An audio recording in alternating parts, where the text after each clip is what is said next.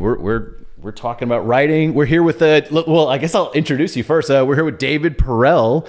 So David Perell first came to my attention via Twitter. If you follow Twitter and you're interested in writing, you've probably heard of him. He posts a bunch of thoughtful pieces on writing and investing and online education. He runs the North Star podcast and a writing school called Rite of Passage. Does that about sum you up? Yeah, kind of. I think that the thing with being creative is I'm always sort of trying to sort of break what it is that I'm doing while also doubling down on what it is I'm doing. Mm-hmm. And so I'm really doubling down on the Rite of Passage on Rite of Passage as a writing school, sort of moving beyond the North Star podcast. Because, the North Star was really an answer to a question. I left college and I got my first job and I got fired or laid off after 7 months. And I was like, what am I going to do with my life? And so I was very enthralled with this idea of a North Star, a place that you can go, somewhere where you can orient yourself. And I remember sitting on the Upper West Side in New York one day, reading The Road to Character by David Brooks and thinking like, who do I want to be? That's such a New York statement, by the way. Yeah, right. Such a New York statement. And I was like, who do I want to be? What do I want to do with my career? And I said, I'm going to just start this podcast, The North Star. And so I just started interviewing people, just trying to figure out what do I want to do. And that led me to Rite of Passage, which is what I want to spend the next many years doing. If I could have a say in it, I like the name The North Star. Yeah. I really liked it. I remember thinking, I was like, that's a pretty clever name. That has like a reason, a purpose. You're kind of like the North Star podcast. You follow your North Star. Mm-hmm. I liked that a lot. Thank you. Yeah. Mine's called the Neville Medora podcast. So it's just not as cool. It's probably not as cool, but the thing is, I bet a shocking percentage of people called the North Star podcast the David Perell podcast. So you're just doing what people organically do, which is good copywriting technique. Yeah. Actually. The Joe Rogan Experience, Tim Ferriss. Okay. Yeah. Fair enough. That's just what people call the podcast, right? Yeah. I guess we'll get into a podcast, but why did we were talking a little bit before, you said you kind of stopped recording the podcast. What happened there? Yeah, I think a couple things. The big one was I just really want to focus on online writing and a creative life. I mean, those are the ideas that I'm getting really interested in. And, you have to make choices in terms of time is scarce and there's a lot of paths that you can take, and sort of the North Star was always just very exploratory for me. It never really had a direction. It was always like, let me interview this person, then that person. They'll be in finance, physics, there'll be writers, there'll be musicians all over the place. And I just wanted a little bit more direction from the conversations, because the thing is, like, there's always this explore-exploit trade-off. And I am now more interested in sort of this craft of online writing and being a citizen of the internet more than ever. And I really just want to focus on that and take my creative pursuits and sort of put them in that orbit. Interesting.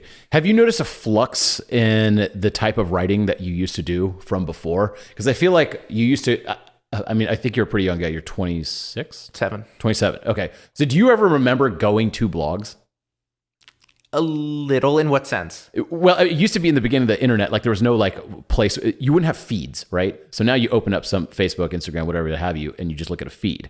It used to be, you think like, oh, I want to go to Noah Kagan's blog. And that's how you read it. And now I don't think I really read blogs anymore. Is this a thing that you're seeing, or do you continue to read blogs, or mainly like small tweet size things? I spend some time reading small tweet size things. I mean, a decent amount of time, but no, I spend a lot of time reading blogs. I love nothing more in life than finding a writer, whether they've written books, whether they're bloggers, and just pouring through the blog archives. I love doing that. Now, I do think that there was an era of blogging that is continued now by like Tyler Cowen and Marginal Revolution, which is like very bite-sized posts. And I think that era is gone. I never participated in that era. I basically didn't read and wasn't interested in ideas for till I was 21. Like I just, those books that you're supposed to read in middle school and high school, I didn't read a single one, not one. And so that whole era, I just didn't participate in. But now there's people like Tim Urban, and there's people who, like Ben Thompson, who write these more longer form pieces.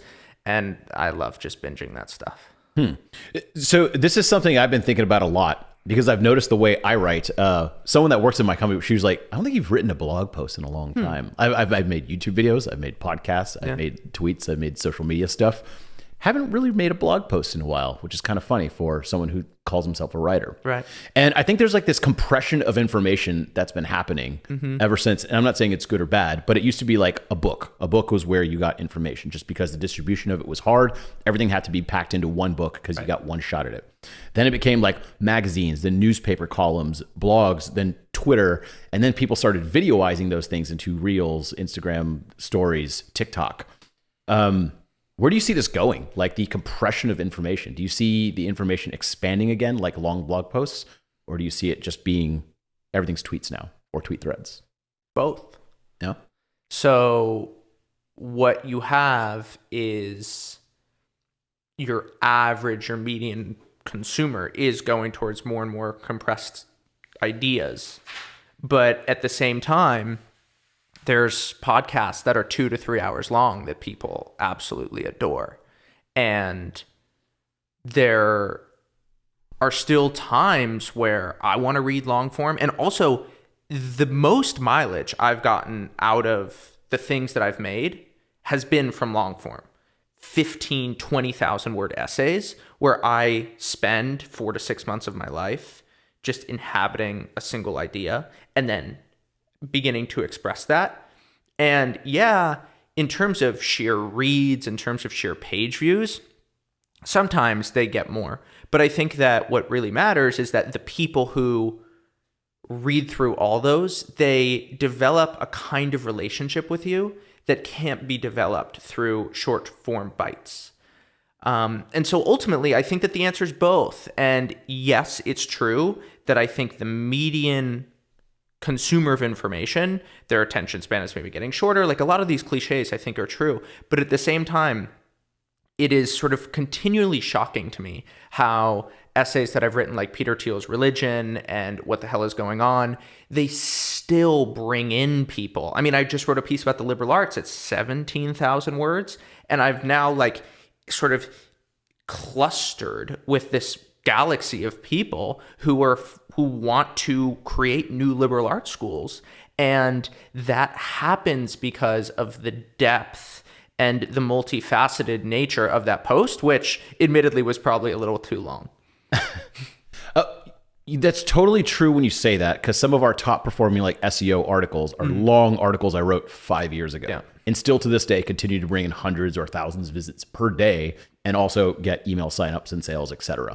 Whereas I've written some viral tweets and no one knows about them. Like they're just gone in the ether.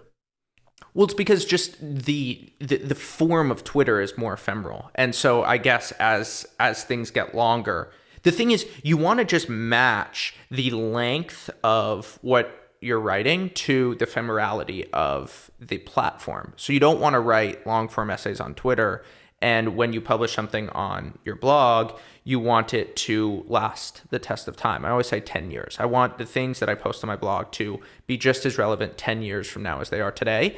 And then when I publish a book, it'll definitely be held to that standard. What about the curiosity when you write? Where are you finding ideas? Do you have a file, or is there like a Google Doc called David Perell's Ideas? What do you do for creativity? Yeah, so in a way, my whole life is an answer to that question. And so there's a lot of tacks that we can take on this. I think very practically, I am very deliberate about note-taking. So my business partner is Tiago Forte. He runs a course called Building a Second Brain.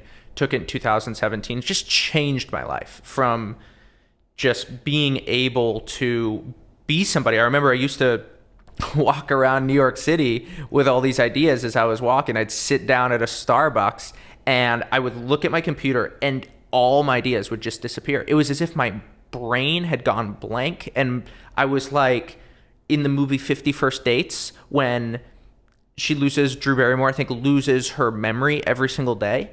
That's how I felt. And so what I did was I said, hey, let me focus on notes, use that so that I can write from abundance instead of scarcity. What I was trying to do was sit down with a blank white sheet of paper and say, okay, David, snap my fingers, can ideas come?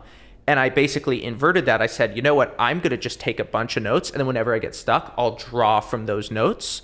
And through that, I push through my writer's block, and I can basically always, if I'm stuck with something, take notes, compile them, and then write from that abundance, sort of build off the notes into something that reflects my own voice and these emergent ideas that come from spending more time with the ideas of others or my own observations as I capture notes as I move through town or whatever. And you take all these, I mean, I've listened to your stuff about it. It seems like Notion is like a pretty big part of your note-taking, right? Yeah, so we do our team note-taking and SOPs in Notion, and then I predominantly just use Evernote. It's not a great platform, but it just works well enough that I'm like, you know what, I'll stick with it. All right. What is the content triangle? Yeah, so this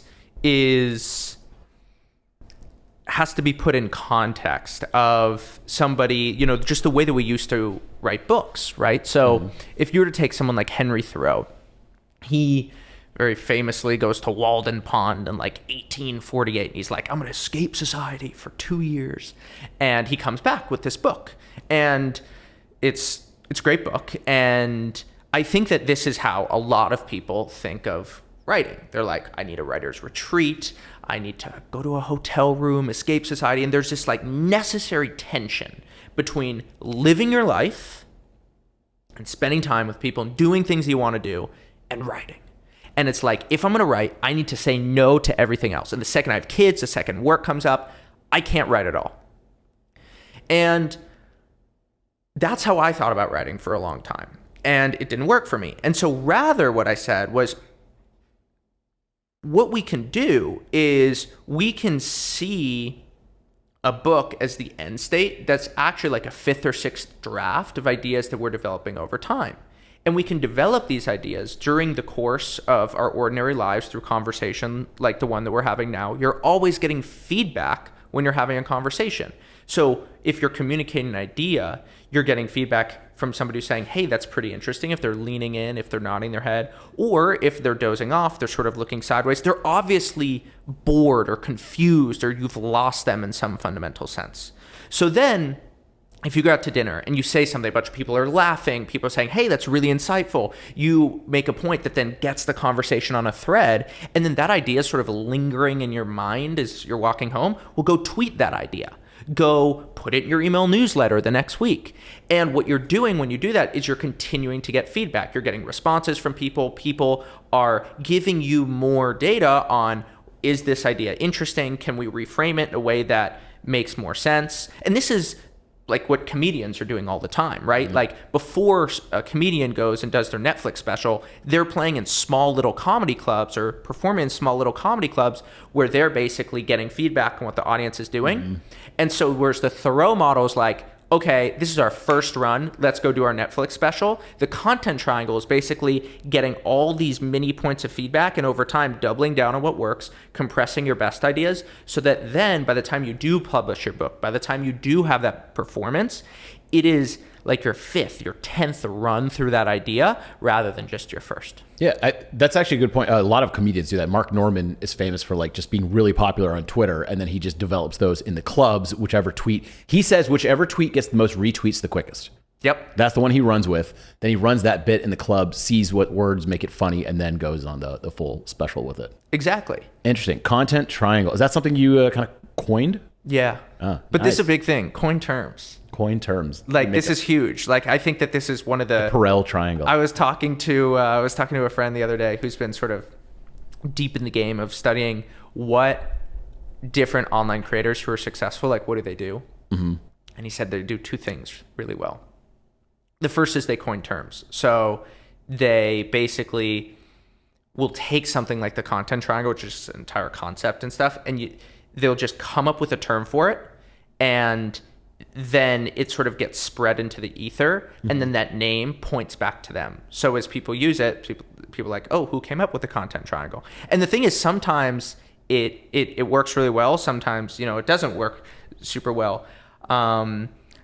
The inventor of FOMO, he came up with 2 terms, one of which was FOMO, and then in that same article where he came up with it, it was like fear of something else, and that other one just didn't catch on, but FOMO like entered the lexicon, and he just developed the term. So that was the first thing. Coin terms. If you come up with an idea, I'm coining terms all the time. And then the second is being self-referential, so linking back to yourself, so that what people do is they get in this hyperlinked web of your ideas, and then you create this contained ecosystem of your thought. And those 2 things, I think online creators who do that well tend to be quite successful. So let's move into this like conversation about like rough content marketing, is that what I guess you would call it. I first found you because you were kind of hyper focused on Twitter. And I think I found you during the pandemic time when like everyone was kind of inside. Yeah. And I was just like, this motherfucker is tweeting like every 4 seconds. Like, I mean, I think you probably tweet like 20 times a day. Yeah. Right? Is that accurate? I tweeted a lot. Yeah. Yeah. It seemed like you were inside like everyone else and just tweeting all the time. And so that's where you kept popping up. And I was like, okay, this is pretty good stuff. I'm going to follow this. And that was kind of the first time I'd actually got really involved in Twitter. I've had a Twitter for years. And you seem to be hyper focused on Twitter, whereas Twitter was usually kind of like this little like, it's a thing you also had in addition to your blog. It's like in your social role. It's like Twitter, TikTok. It's like your supporting actor. Yeah. And yours was like, I remember seeing your site and it was like you had your blog and then only one social link, Twitter. And I was like, I don't know if this is a smart thing or he just hates all the other social platforms, because you think if you post it on all the other social platforms, you get more reach, but you were just on Twitter. Was that a deliberate thing, or did you just like Twitter better? What was the thought process behind that? So there are a couple things. First of all, Twitter just rocks. Like, it's the best way to meet people. Pretty awesome. All my friends I meet through Twitter. It's like the best social network ever. You got me on Twitter, by the way. I started posting on it because of you. Good. Yeah. That's I always had it, like I said, but I just spammed people with links to my blog. And you feel like you meet people pretty well through Twitter? So I was just like shocked that of like the A-list people I'll have conversations with in my messages, and I'm like, this doesn't happen on Facebook. It's insane, right? Yeah. It's insane. Yeah. And so I learned that when I was maybe like 19 years old, and it was just like it was just one of those quake moments. It was like I was going to school in a small town in North Carolina, and I just didn't have friends who were interested in ideas. And then I could just go on Twitter and unlock opportunities for myself with a tweet, and knowing how to go from tweets to DMs. Like, that was so transformative for me. And so what happened was, back then, the way Twitter worked was, instead of a like, it was a favorite. And instead of it was a star instead of a heart. And it was all chronological at the time. And so if you had a good tweet, like a fire tweet, you get like 17 likes because of the way that the platform was structured. And the only way that someone could see your tweet who didn't follow you was somebody who they followed would retweet you. But then what happened was around, I don't know, like 2018, 2019, Twitter embraced this algorithmic feed. And there's a lot of negative second order consequences of this. But one of the best things was for creators, if you knew how to leverage this feed, your reach and your distribution on your tweets could, like, I'm talking 1000x of what it used to be. And so what happened was I remember I went into 2020 with 30,000 followers. By the end of 2020, I had, maybe this was 2019 or something, by the end of 2020, I had something like 75,000 followers, maybe 100,000 followers. And then it just like exploded even this year too. It was something like that.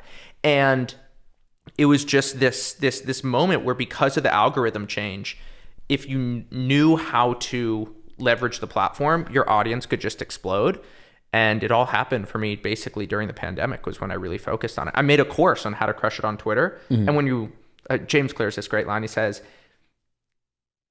says, if you want to learn, or if you think you can learn a lot by reading a book, try writing one. And it's the same thing. If you think you can learn a lot by being a student, try teaching a course.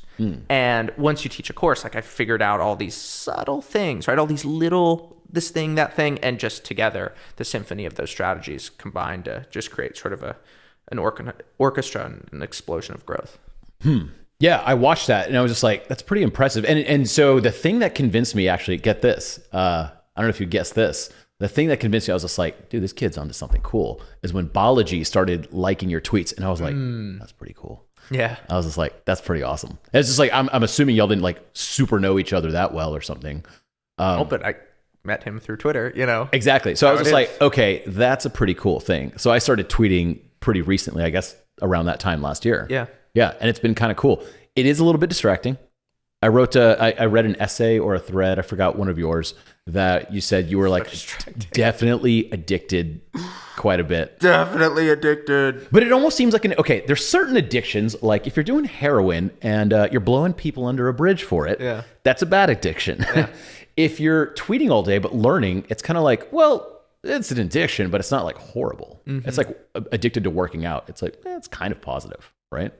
Yeah, I mean, I think that it just got to the point though where it was negative. I was just spending so much time on Twitter, and also I wanted to explore ideas with a little bit more depth in my life. And so sometime, it was like in May or so, I basically started just deleting Twitter off my phone every single day. And then I only use Twitter at night now.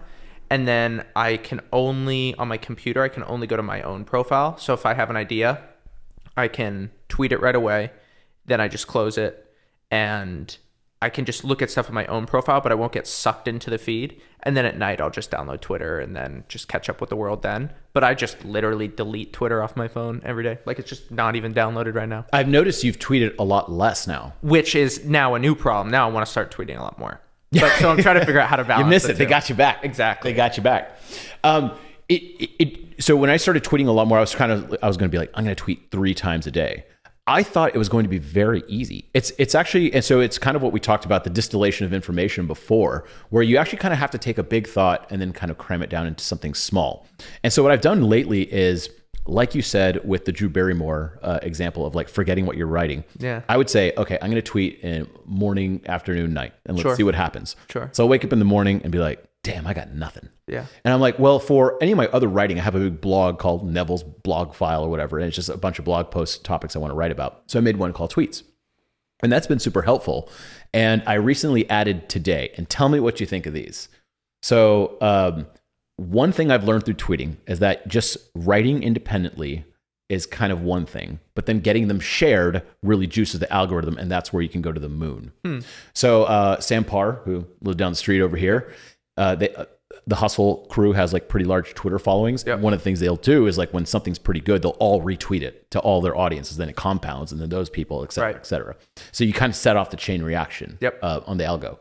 And so I've started realizing, what have I done that's done something like that? So when I've tweeted at like the mayor of Miami or something like that, or we met him and he tweeted our names, it's just like, oh, you get a huge boost there. So his audience sees your audience, and then you get a lot of followers. So I started doing things like, I'm going to start quote tweeting a little bit more, commenting on popular things, and then also responding to popular people's tweets a lot more. Yes, that works really well. So those are on the right track.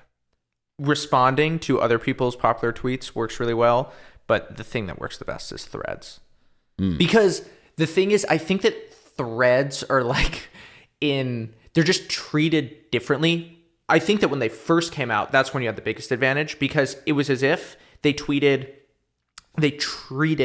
all of the comments on a single thread as the equivalent to a bunch of comments on one tweet. And so you were like tricking the algorithm into thinking that a thread was like, it didn't know to disassociate a thread versus a tweet. And then you had all these replies from people who were going on Readwise, save tweet and stuff. So when you would write a thread, it would necessarily just get this explosion in engagement. And so that thread advantage I still think exists. But then also there's this weird psychological thing that makes absolutely no sense, but we all feel it, where like you'll see a thread on Twitter and you'll be like, I need to read this right now. Just spend a bunch of time reading threads, and like rationally it doesn't make sense. Like, go read a book, go read some article, something that will stand the test of time. But there's something about a thread that everyone's talking about where you're like, I need to read this. Sam Walton built Walmart. Here's how he did it. Yeah, exactly. 19 threads. Exactly. And And I don't know, people just really engage with threads. You know what? I also see them engaging. I've done threads a couple times. I've heard this advice before. I've done it. And like the number one thing is like read YZO, save thread. Yes. Like, exactly. so meaning they're not reading it, they're just saving it somewhere. And I've done that too, where I'm like, oh, this is a good thread, but I don't feel like reading it right now. So I'll save it. And then you can save it to your notes and all those sorts of things. But threads are the really good way to grow. So it's kind of just like a Twitter version of a blog post. But people read them and they get shared so much. Yeah, I tried a couple of them, and some of them, of course, like anything, some of them worked, some of them didn't, and I learned a couple things in the meantime. But it sounds like just getting in front of other people's audiences is kind of the way to grow the best. Yeah, I mean that's a huge thing. When I started, I was very deliberate. I had certain people who I just wrote for. And then I was like, how can I get this person to share it? And then they would share it. And that's how I built my audience for a long time. I mean, I almost think of it like sponsors. Like you have a couple big people with big followings and you sponsor their growth. So they'll happily come on your podcast. They will promote your stuff. They'll retweet it. They'll share it on their blogs. And it's hard to find those. This isn't like a scalable strategy. I think a lot of distribution just comes from hustle and grit and tenacity and a certain kind of creativity. And so, yeah, I found a couple people to sort of sponsor my growth, and they got me up on skis. And once I was up on skis, just kind of went from there. I've kind of noticed Twitter becoming of far, far, far more importance than when it started. It used to be kind of a joke. They started referencing it on the news, and then it became like part of the thing. Then I think the president at one point gets on and starts saying crazy stuff, and like that really, I don't know. I think that like catalyzed some sort of huge change. I don't know what happened there, but it seemed like it was far more important after that. And it seems like Twitter is kind of the pulse on the world. You remember how Reddit used to be the pulse on the world? It was like the front page of the internet. It aggregated all the thoughts, ideas, and sifted the cool ones to the top. Now I think it might be Twitter. So you get someone like Balaji tweeting stuff that should be tweeted 10 years in the future, and then people read his stuff and make kind of tweets about that, and then they make YouTube videos about that, then podcast videos about Twitter's so... The thing about Twitter is like you open up on your phone and you're like, okay, this is just this private platform. It's like this algorithm just sort of working for my interests, and it's in theory just giving me this personalized newspaper, and it's just me and the algorithm, and these people who I'm following are directly speaking to me. It's not like that at all. And the moment that the moment that changed this for me was I was on an airplane, and the guy sitting across from me was reading my Twitter, and I was like, oh my goodness, this platform is so global, and people like there's not just these numbers of impressions. It's like people are actually reading these things, and it's so easy for it to just feel like intimate and one-on-one when in fact it's quite global and large in scale. Well, it's just like a better blog. If you think about it, what is a blog? It's a platform that you maintain on WordPress that takes a lot of effort and servers and DNS knowledge, and then you have to upload something to it, and then you have to also have to make a title, and then you have to publish it somewhere and then tell people about it. Whereas Twitter, it's like you just post it and it does the rest. That's true. Done. That's true. But the thing is, look, I think that you have to ask, like, why are you creating stuff on the internet? And for us, I mean, it supports our lives. And so for me, like access money. Yeah. For me, I have employees, who I need to pay their salaries and pay for their healthcare and all those sorts of things. And so there's real business reasons why I'm sharing stuff on the internet. And so I have to think about, okay, how do I create a customer from my ideas? And I think of it a lot like dating. I think Twitter is the bar. It's like the best bar ever, but you're sort of, you're mingling, you're doing small talk, you're sort of sharing, like your high level ideas. Bar has a shit ton of dudes also. Like Twitter's not the player, just like the bar. It's not the place to just meet someone and dive into your life philosophy. But you know what? You meet someone, you exchange numbers, you get someone on your email list, right? You exchange numbers, they're on the email list, you begin to sort of build the relationship. So now you're in emails, you're sort of sending them to, hey, here's a YouTube video, here's like an article that I wrote. You're building the relationship. And then eventually the way that this goes over a long time horizon is they'll listen to podcasts like this over and over, and they'll have your voice in their ear. Maybe they'll read your book, and then they sign up for a course. They sign up for the product that you sell. And so I do think of it like dating. And I think that Twitter just so happens to be, if you're sharing ideas, just the best bar in the world. That's a great analogy. Elon Musk recently liked to See, quote. content triangle. That would be a good piece, right? So you just said that's a good analogy. So I just got feedback from you that that is like a good thing that I haven't said before. If I were to share that and then a couple other people say, hey, that's good. Now that's my blog post. That's already written. Nice.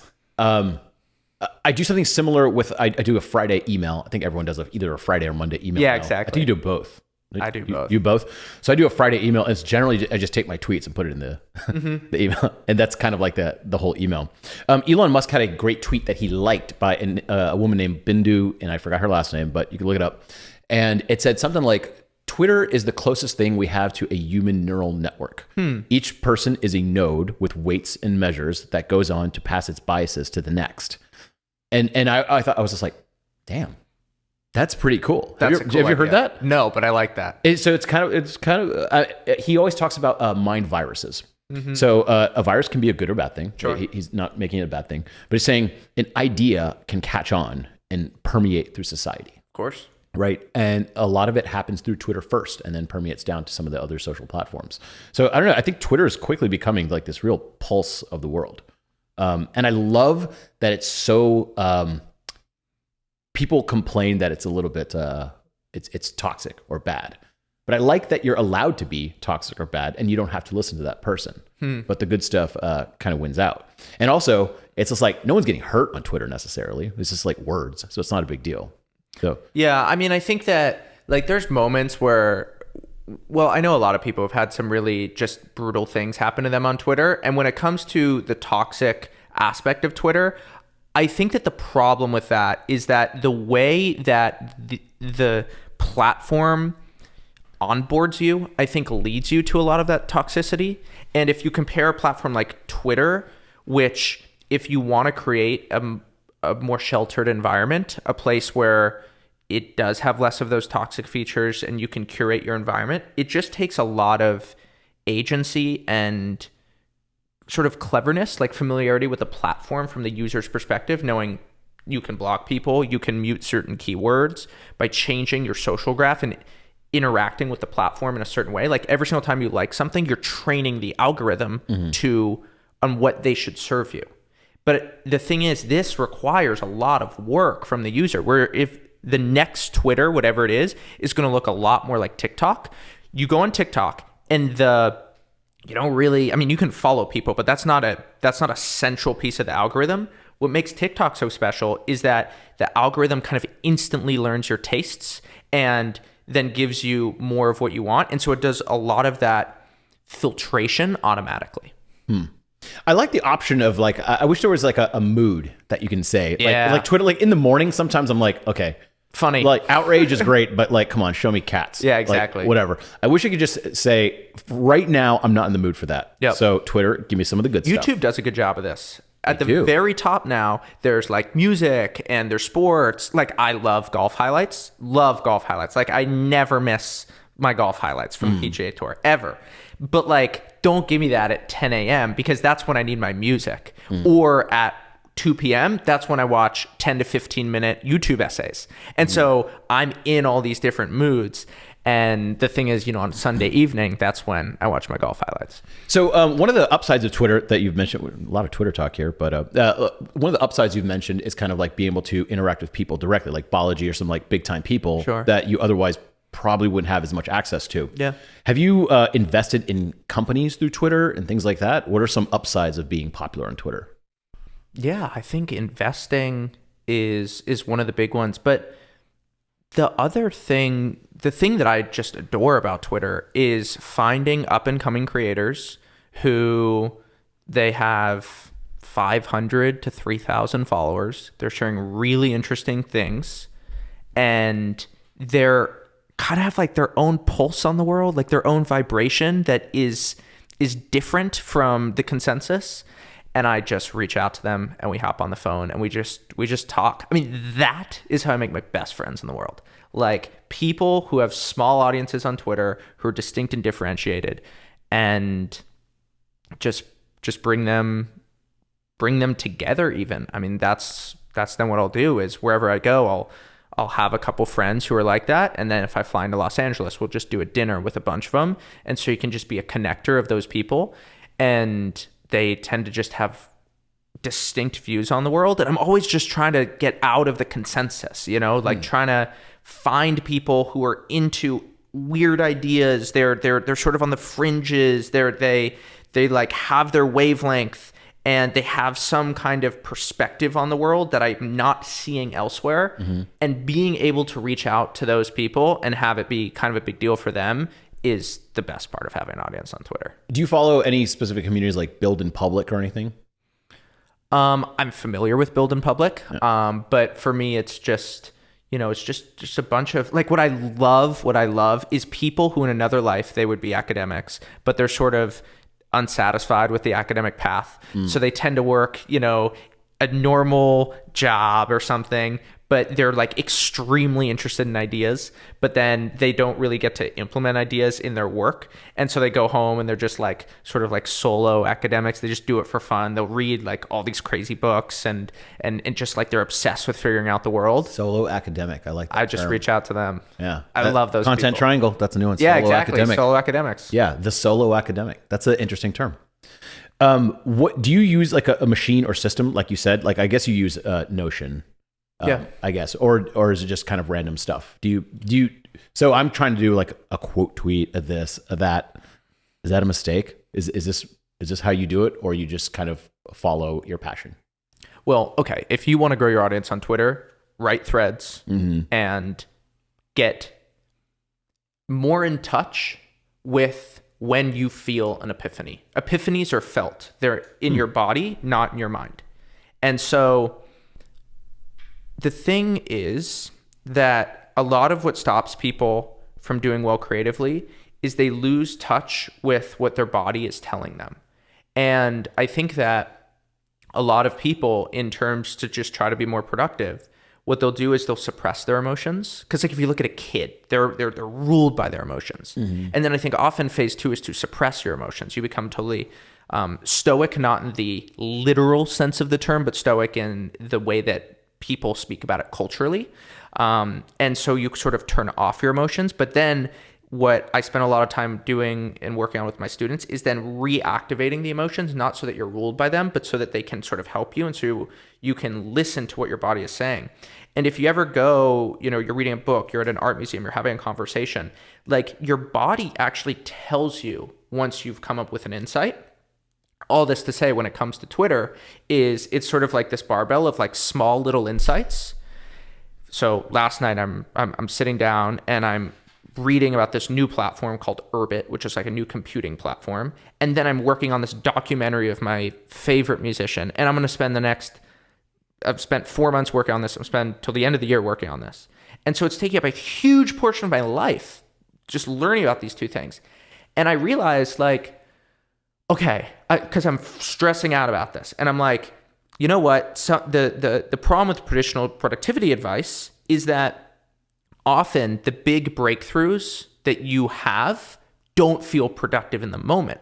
And so I'm stressing out. And then that is the answer that I get that lowers my stress. And so it's one sentence. And so I go out and I tweet it, gets more than 1,000 likes. And so that just is from this like internal warfare being waged in my mind. And the sense of calm that I got said, okay, I should go tweet that. So that's like one end of the spectrum, which is just small little tweets. And then the other end is just good tweet storms that, you know, Sahil Bloom does this really well. Truck Fawn does this really well. And where what you're doing is you're just taking an idea and you're simplifying it and you're distilling it in a way that's easily shared and easily understood. Excellent. So speaking of Trung, speaking of Sahil, both I follow. Who are some other good follows on Twitter, in your opinion? And it doesn't have to be necessarily about writing or anything. Yeah, I think that Nicole Williams, she's an investor in New York. She's incredible. Jonathan B is one of my very best friends. He and I are working on another thing that has nothing to do with the other stuff that I'm working on. I'm just driven by curiosity. We're working on a giant lecture series about Rene Girard. Jeremy Giffen, who is an investor, is a partner at Tiny Capital. He and I just wrote this liberal arts piece together. I'd say that those three people, they all have less than maybe 15,000 followers, and they're all just phenomenally interesting. I disagree with a lot of things that they'll say, but they just surface so much novelty in my life, and they're very good curators, and so I can take their threads and I can just go follow them. Interesting. Do you use lists to manage your Twitter? I probably should, but I just don't.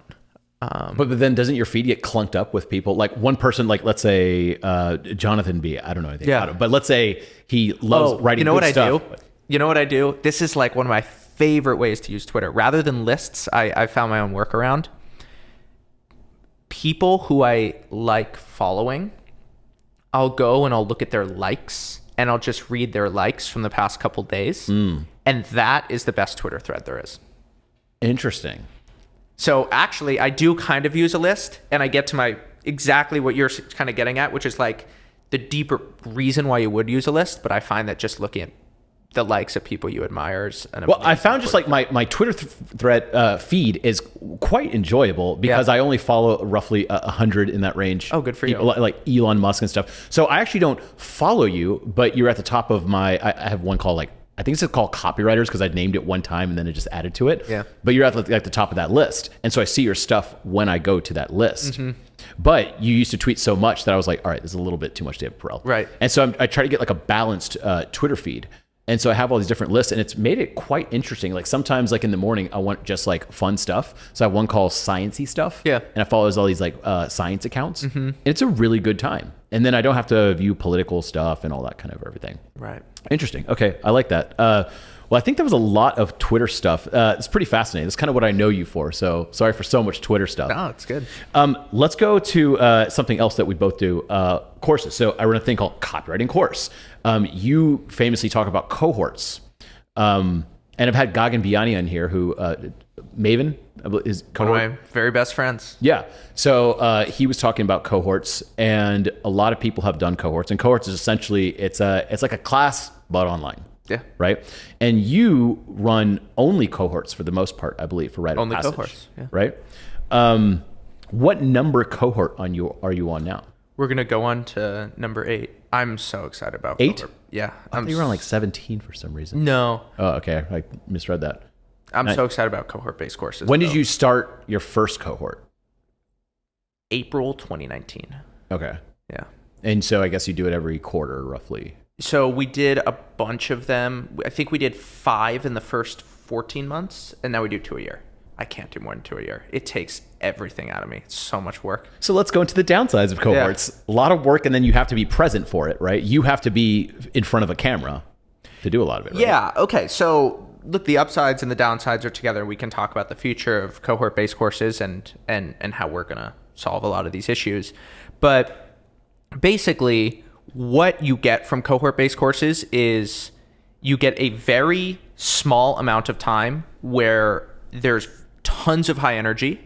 And what you can do is you can deliver a very personalized experience. So most cohort-based courses are maybe an instructor, a course manager, and then a bunch of students. We have a team of 24 people that run Rite of Passage. And so the full-time staff is, we have a data person, we have, and she's like really focused on operations. And her job is really to look at what's happening in the cohort and direct people to where they should be going. We think of it like Coachella, where like if you go to Coachella, you don't go to every single event. There's a bunch of events, it's a festival, and you go to the ones that are most interesting to you. And cohort-based courses like Rite of Passage are very similar.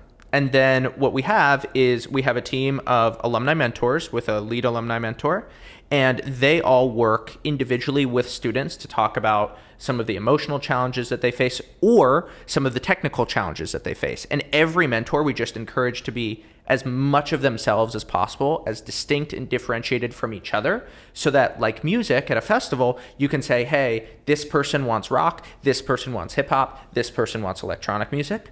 And then what we have is we have community stewards and editors so that every single person who submits a draft throughout the 5-week program they can get feedback, and so that the community forums and our live writing and feedback times every single day, so that they're well staffed. So for us, it's not just me delivering lectures. We're trying to get away from that over time. I do think lectures are extremely important, and I think that the industry is a little over-indexed on pre-recorded lectures, and we can talk about that. But ultimately, I want it to just transcend me, so that we can just have all these people and who are running the cohort. It's not so dependent on me as the instructor. We've tried a couple of cohorts or boot camps or whatever you call it, basically live instruction, right? And there's some positives in terms of like everyone shows up at the same time. There's a little bit more community, more interaction, things like that. But if the goal of one of those sessions is just to transmit information to people, I actually feel that instead of an hour-long presentation of me giving a crappy Zoom call, I can actually make a much better video that's like 4 minutes long that gets that information across sometimes. So we've started doing this hybrid of kind of like live instruction where the humans are good at doing what humans do. So for example, if we're live with me, I'm actually going over people's copy together. Me and the writers are going over people's copy. But if I want to transmit a lesson, I will only pre-record it, is what we've come to the conclusion of.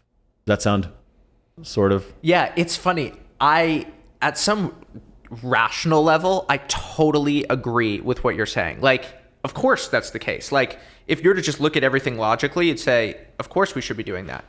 But there's something about the energy of live sessions. I mean, I just think our live sessions are epic. Like, we have hundreds of chat comments. We have a culture. We have all of these inside jokes that develop throughout the cohort. And as we go on, we have in our final sessions more than half of the cohort live at those live sessions. And so our ability to get people to actually understand the information, I think, is pretty high once we have those live sessions. And then we have time for students to interact one-on-one. And then, yes, there are certain things that we bring into pre-recorded videos. Over time, I think that basically it'll just be on a spectrum where one spectrum will be exactly what you're saying. Do you want all the information delivered in a pre-recorded way? And the production value of those videos are going to be unreal. I'm so excited to start producing Hollywood level videos about writing. They're going to be entertaining. They're going to be funny. Like masterclass. They're going to be inspiring. They're going to be like masterclass. Exactly. And the thing about that is you're going to be able to just go at your own pace. You'll still have a mentor, so it won't be totally passive, and you'll still have a community that you go with, and you can start and do it at any time. Then once or twice a year, we'll do something that is much more live, like CBCs. And I think for certain people, they really like that because the community that comes from that and just the energy of those live sessions, it's, you know what it's kind of like? It's kind of like a concert in a certain way. Like, if you know, concerts, they have these mistakes. They can be a little rough around the edges, but like they have this energy of all the people that you're with and just the humanity of the performer. I really think of myself as a performer when I'm doing Rite of Passage. And even if the music, like in some ways isn't as good, there's something about a live concert that can't be replicated with album music. And I think that CBCs have a bit of that. Interesting. I've made some great friends from some of our office hours that we do. I was in California last year, and this guy invited me out, and I was like, yeah, why don't you come to our cool Malibu beach house that we're renting? He was like, well, I'm staying at my buddy's place, Jamie Foxx's house. What? I was like, well, I guess I'm coming to your house then. Wow. And we hung out. We got to go to Jamie Foxx's house twice, and it was like this epic experience. I'll tell you offline. But have you heard his interview with Tim Ferriss? Yes. Amazing. Yeah. So you know that studio where he like recorded Kanye's first like hit or something that's in his backyard? No, but like that was like the first place we went into when we got to his house, and we were like, wow, this guy's just like a student of mine. It's kind of awesome. That's anyways really cool. I'll tell you more of that offline. It's an offline story. All right. So quick 2 lightning round questions, then we'll try this little interactive piece. All right, so lightning round with David Perell. You have about 1 minute to answer. Yes. How would you grow a Twitter following from scratch? I just get really good at Twitter threads. That's it? That's it. There you go. Next question. If you had to start over today, you don't have your email list, your Twitter, your anything else, what would you focus on? Where would you start if you're like a 18-year-old just getting started? I'm going to assume that they have the same personality traits that I do, because that's a huge thing. But I would say what I did worked really well. It was start a Twitter where you can just always put ideas out, start a podcast so that you can meet people and build relationships with people who can promote whatever it is that you're doing, and have a place where you can share longer form ideas so that when somebody finds you at the bar, they can build a relationship over a couple dates. Cool. Thanks. All right. So here with David Perell, we're going to critique people's Twitter bios. You ready to do this? Yeah. So we have not seen these at all. So let's check out what's going on. Blake Emal. Oh yeah. Copy AI guy. I know this guy. Let's check out his Twitter bio. What do you think of this? What recommendations would you make? Okay, so what I'm getting from this person is, first of all, they are very successful. So I'm not sure I would necessarily change, but I do think it can be improved. So what I would do is I'll help you grow your audience and sell your ideas. I would want to get a little bit more specific there, and I would actually start with that. I think that what Blake is working on, to me, is less interesting than how can they help me. Blake's profile picture communicates that he is fun or goofy or sort of a casual guy. He's not giving you this very serious and stern sort of suit look. Mm-hmm. And so what I'm expecting from that is that he is going to have a lot of personality. The thing is, the bio description and the banner image, to me, scream a little bit more seriousness, whereas Get My Freebies communicates the playfulness that I see in his profile picture. Interesting. Okay. Great little critique. Let's move on to another one. Wait, go back to Blake. Want to hear something crazy? Yeah. Okay, you see on the right, you might like Jeremy Moser. Uh-huh. Like my best friend in middle school in the world. Jeremy and I used to hang out all the time, and we didn't talk for like 10 years. And now he's blown up on Twitter, and we got together for the first time. Wordable. That's the plugin that goes from WordPress to something. I guess right? so. Yeah, or Google Docs to WordPress. Yeah, we totally lost touch, and we found each other back through Twitter. Well, we promoted him on AppSumo back in the day, I think. Really? I don't think he bought that plugin or made it, but anyways, interesting. Small world. Small world. There you go. Twitter. Reading minds. Let's go to Toby Hikari. All right. What do you think? What do you think of this guy? I just don't understand how this person is going to help me from what I'm doing. I feel like there's a lot of like little tricks going on here that I'm not really understanding. Building digital assets sounds quite generic.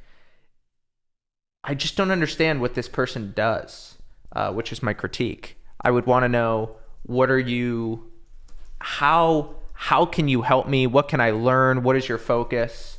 And I feel like this person is sort of promoting a lot without telling me exactly what they can give me. I don't understand what FLLR1K is. I try to avoid acronyms whenever possible because they basically lower the reach and distribution of whatever it is that you're focused on. TAM, basically Twitter's that bar, right? So what you want to be thinking of is at a bar, you're talking about things that are broadly applicable. Whereas, when you're chilling on a Saturday night with your high school best friends, you're using a lot of inside jokes. Your acronyms are inside jokes. What they do is they communicate to the group that you're part of the in crowd, but you don't want to use those sort of inside jokes and acronyms on a place like Twitter. That's much more of a public forum.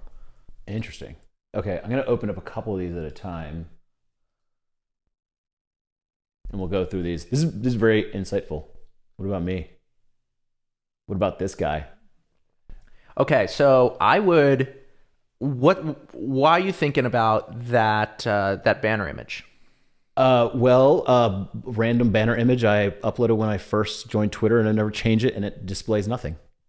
Yeah, I mean, I'm not a huge fan of banner images that try to get a lot done. I mean, mine's just me in a beautiful place in Switzerland. I think you could communicate a little bit more personality with your banner image. Mm-hmm. On your banner image, you always want the focus to either be in the center or the right. You don't want it to be in the middle because the left side is the profile picture. Okay. A lot of people have banner images with a lot happening on the left that gets covered by the profile picture. Now, you do a couple things very well here. One of the things though that I would do with your first sentence is, rather than saying I like optimizing things, that's about you, I would say focus on the person who is on your page. What, I can help you optimize pages, posts, emails, and happiness, I think is a better way to think about this. Advisor to companies, I think that, look, it's a nice thing to have, but I think that you could get more out of that real estate by communicating more of what you can deliver to somebody else. But I do love that you're a vid creator and a writer, and what you're doing is you're leading people directly to where they can go, and hopefully once they go to those places, they'll see stuff that's good copywriting, that is them saying, wow, Neville is doing something right, I want to learn from this guy. And so I'm just always thinking, be very clear about what you offer and make it focused on the other person instead of you. A bio, the problem is the word bio. The problem is the word bio. It's less a word bio. It's more an elevator pitch. And if they called it your elevator pitch, it would actually, people's bios would be a lot better. That's a very good point. Cool. Thank you. You know what's so funny? I have this thing I call like being inside the box. So I've seen my Twitter profile a trillion times. Okay. And therefore, like that banner, when you mentioned it, I was just like, oh shit, it's just a bunch of blue lines. I have not like actually seen that for years, but I can go to your profile and critique it and be like, oh, that doesn't make sense. But for my own, I have blind spots. Dude, I was sharing some stuff on my website with my students, and I was just talking through it, and I saw so many things that I was doing poorly. I couldn't believe it. So let's check out this guy. I'm gonna do my little JavaScript trick real quick. Go to a guy like Julian Shapiro. Let's look at a good one, because Julian is like the best growth marketer in the world. He's incredibly talented. I think I follow him already. There we go. Yeah, this guy's unbelievable. Okay, this is so good. Julian always does things well. So I deconstruct how things work, like storytelling and critical thinking, and share learnings along the way. Now, the thing is, yes, this isn't super focused on the other person, but what he's getting is you're going to learn about storytelling and critical thinking. And he has this little cheat that he does that I think is brilliant, that writing is another thing that's part of it. And Julian.com, if you were to click on that, you go to an amazing just homepage. It's so well designed, it's distinct, and immediately writing well, growing a startup, building muscle, the blog. He basically gets a lot of mileage because his homepage is really good. Now, if you go back to his blog, and I've been meaning to tell him this, so I'm just going to tell it to him in public. If you go back to his Twitter account, his book highlights right there, great book highlights. To me, that's only okay. I think that it could be a little bit more focused on storytelling and critical thinking, like a course on that, like a free email course. But I have seen some of the threads that Julian has posted, and he does have an amazing collection of those. To me, that's not a super compelling call to action. Also, for the pinned tweet is the final part of your profile. I'm building a ranch in the middle of nature. What he's doing here is he's focused on something that's attention grabbing. I think that this could be a thread that focuses on critical thinking or storytelling that he mentions above, but there's a great line from, you know who Sam Hinkie is? So Sam Hinkie was talking about his strategy for basketball when he was with the Rockets and with the 76ers. And their first question, whenever they would ask about basketball strategy, is what are the San Antonio Spurs doing?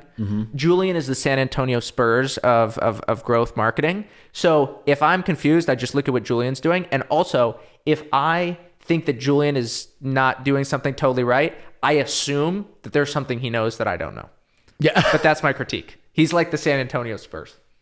We would do that. So at AppSumo, we would do stuff sometimes that was just like a test, and people would be like, "Oh my god, they must have tested that to do it." And so they would just copy us, and we're like, "Yeah, we didn't know what we were doing." Yes, kind of hilarious. Yeah, great advice. I love Julian's stuff. I love that little blog landing page. It's amazing. It's really. Good. I guess we'll do one more, and then we'll go to yours. I'm just curious to see what your thoughts on it. How about Toby Hikari? We did this one. Sorry.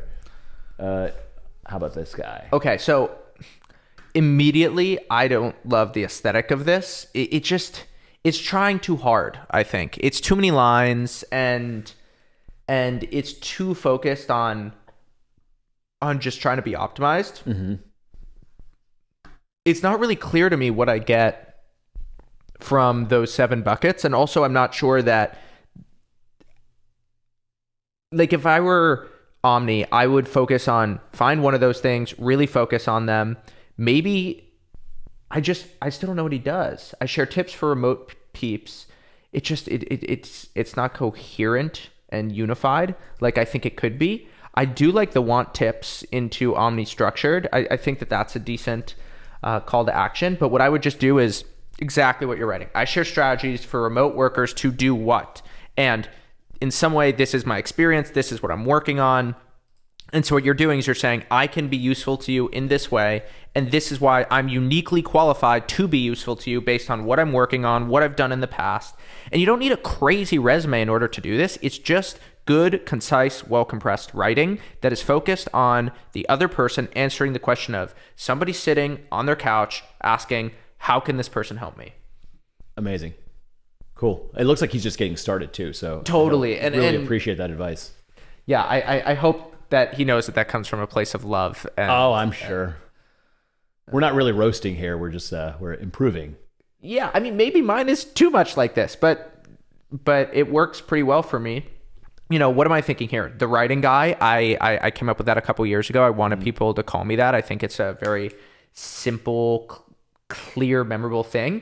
And then I'm very deliberate about focusing on writing. I mean, I mentioned writing 5 times on the single page. Writing, I tweet about writing, my writing school, my writing, and then learn to write. Like, I just want writing? that. Yeah, exactly. I didn't know that. So I mean, those are the things that I focus on. I mean, what would you do here? This is quite simple. So here's the thing. It's a confirmation bias. So let's say David Perell in Alternative Universe has 2 followers. I'd be like, this profile sucks. Here's what I do to change it. Right. But because you have so many and you're, far beyond me, I'd be like, this is pretty good. Must be doing something right. Well, that's the thing, that one of the most important parts of your Twitter bio is the number. Is the following to followers ratio. Because the thing is, if I followed 240,000 people, it wouldn't be the same as me following 840. I like when people give marketing advice. They're like, this is what Apple does to sell these phones. I'm like, yeah, I'm sure their web page has a lot to do with it. Yeah, it could be an HTML web page with nothing on it, and it'll still sell. But also, Apple's like a huge marketing team. It's not going to work. They develop their own processors. They have a huge engineering team. It's like that stuff also plays into the sample. But yeah, I think your followers is the main thing that I'm like, this is someone. Even if it had said nothing, I'd be like, well, there's something here. Let's critique Tiago. Let's do one more because Tiago is like my best buddy. Tiago Forte. He's right there. He's right on the recommended side. Okay, so what I would just do here is I would. Someone had a great roast of him on I think on one of your videos where they said Tiago Forte looks like Elon Musk got bought from Wish. Dude, he does look like Elon Musk. He looks like ghetto Elon Musk. He looks like Elon Musk, hardcore. But I think that Tiago here is focused too much on the brands that he's affiliated with and not enough on how he can help people. I mean, Tiago, Forte Labs, I don't think that brand really is indicative of who he is. He also has it here double. I think he could remove both of these. It's a little bit redundant, it seems. Yeah, totally. And I feel like he could mention building a second brain, which is what he's known for, exactly how building a second brain helps people. And what's hilarious about this is I could go in my phone and I have all the copy that he would need. If I spent 10 minutes with this, I think it'd be totally good. But he's coming out with a book next year, so I'm going to work with him to make this better. But yeah, I help, inventor of building a second brain, which will allow you to do X, Y, and Z. And also, Tiago's not a very corporate guy, and he's wearing a collared shirt there, which I think communicates a kind of buttoned upness that Tiago doesn't have. He's much more casual and offhanded in the way that he does things, which is why people like him. Yes, exactly. I just kind of mix up on the cuff. I teach you how to give you clarity and peace of mind. Yeah. How not to, how to get your time back. He's actually really good at doing these things. He just hasn't optimized his Twitter account. That's because he's in the box. Right. Similar. It's hard for us to analyze our own stuff. I like that. In the box. Yeah. Cool, Matt. Well, I think that concludes it. Fun, wide-ranging conversation. That was a good time. Thanks for coming over. Where can people find you? I have a 50 days of writing course. That's the best thing to do. So if you go to dperell.com/50-days, you'll find a 50-day email series where I just distill my 50 lessons for writing in 50 days, and people seem to like it. And it's just many, many, many years of work distilled into 50 Nice. articles. We'll put that in the show notes and everything. Cool. David Perell, thanks for joining. This is a great time. Thanks, man. Thank you. Take care.